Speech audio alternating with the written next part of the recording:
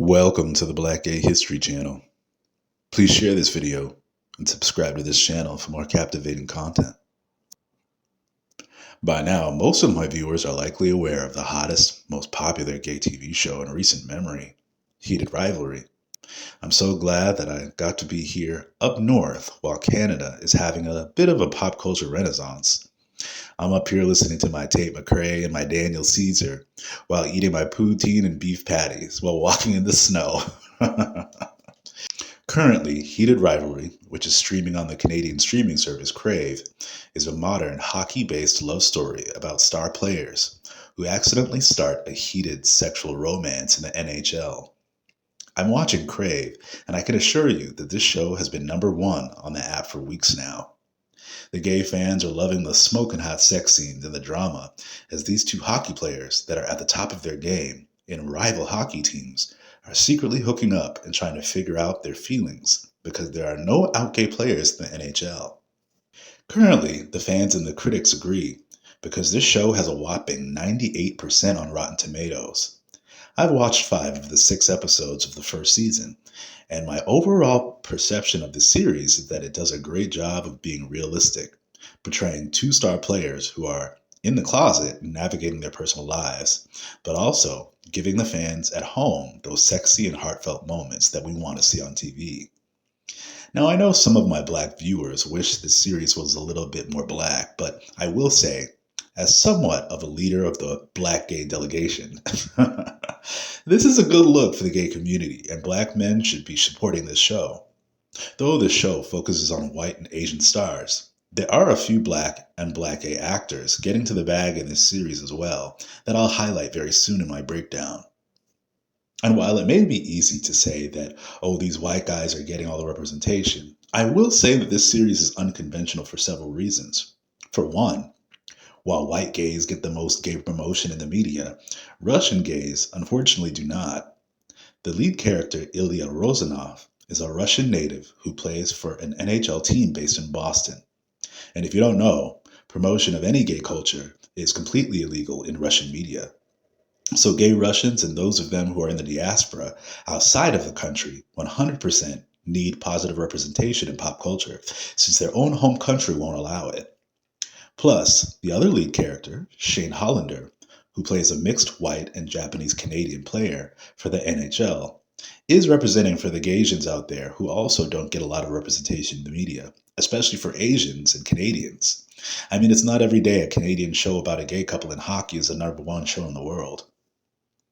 Now, before I jump into the meat and bones of my thoughts on this series and the black and brown characters that were also pivotal in the show, I also wanted to stress that this is a great look for hockey fans who are minorities, since hockey is a sport that's so popular up here in the North.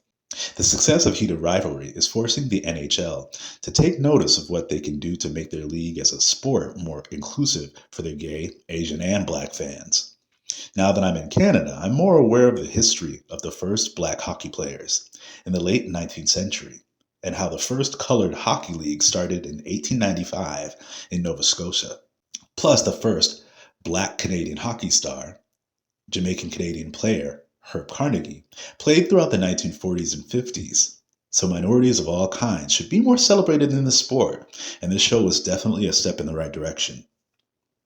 In a Heated Rivalry, Shane Hollander and Ilya Rozanov are pitted against each other in the NHL's media because they are both star players on opposing teams.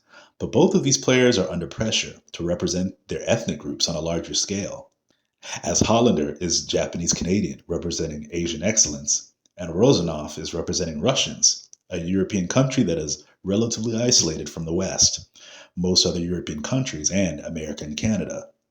But when they meet up in the showers after a heated game, the arrogant and blunt Rozanov makes his move on Hollander, and the two hockey stars start a steamy secret relationship, despite the media pitting them against each other as rivals.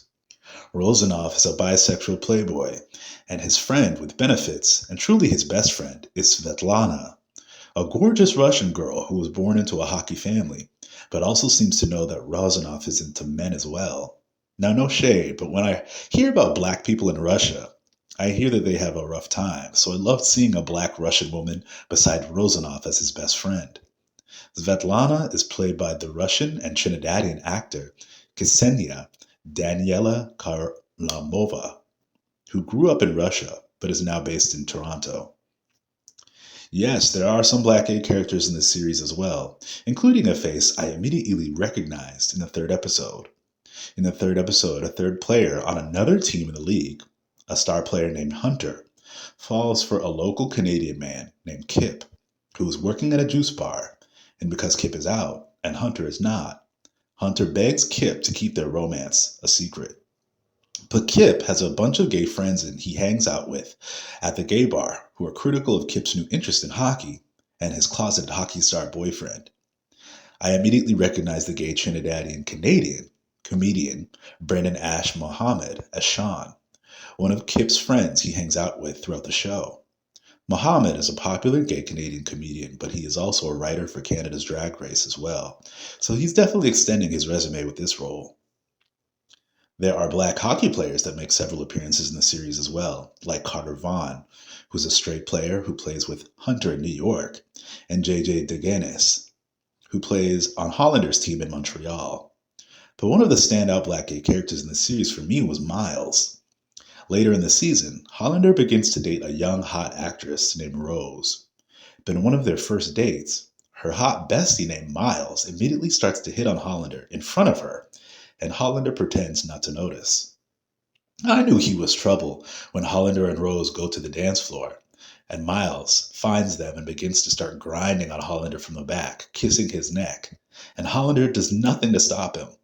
He even flirts with Rosenoff, who was also at the club, and for a minute I thought Miles and Rosenoff were going to go at it too.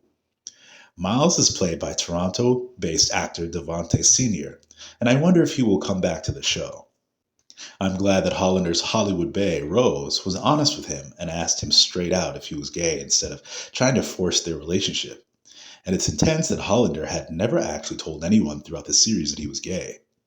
Surprisingly, I heard plenty of black songs on this series soundtrack, and was surprised I even heard an Afrobeat song.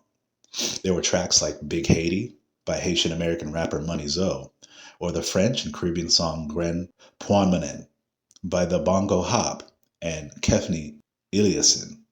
So if you're looking for black French music, Heated Rivalry's soundtrack is a great start.